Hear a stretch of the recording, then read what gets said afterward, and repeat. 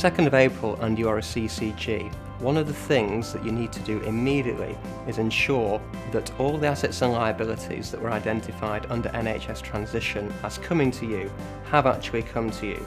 As you know, NHS transition was the process by which the PCT's assets and liabilities up and down the country were transferred to different receivers, one of which will be you. Now, there is a modification procedure that the Department of Health have put in place for any oversights or anomalies within the NHS transition process.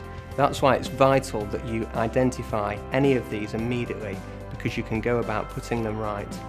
Another big issue that will be concerning you is your offices. Where are you going to conduct your business from? Now, in all likelihood, you already know where that is going to be, but your main question will be, who is my landlord going to be? It will probably be NHS Property Services Limited, who is the new national company that the Department of Health has set up in order to look after the PCT estate. There may be one or two exceptions to that.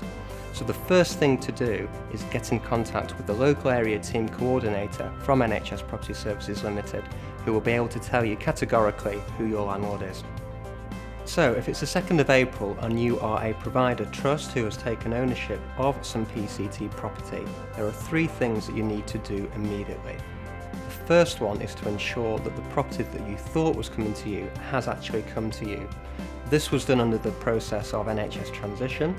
If you notice any anomalies or mistakes, then there is a modification procedure that the Department of Health has put in place, but you need to act quickly to take advantage of that. The second thing that you need to do is ensure that the land registry records are up to date to reflect the fact that you, the provider trust, are now the new owner of the property.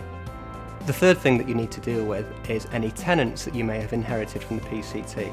Now, these tenants may have leases or they may not. You need to investigate the situation quickly. If they do not have leases, then we would strongly recommend that you start talks with them straight away about formalising their occupancy.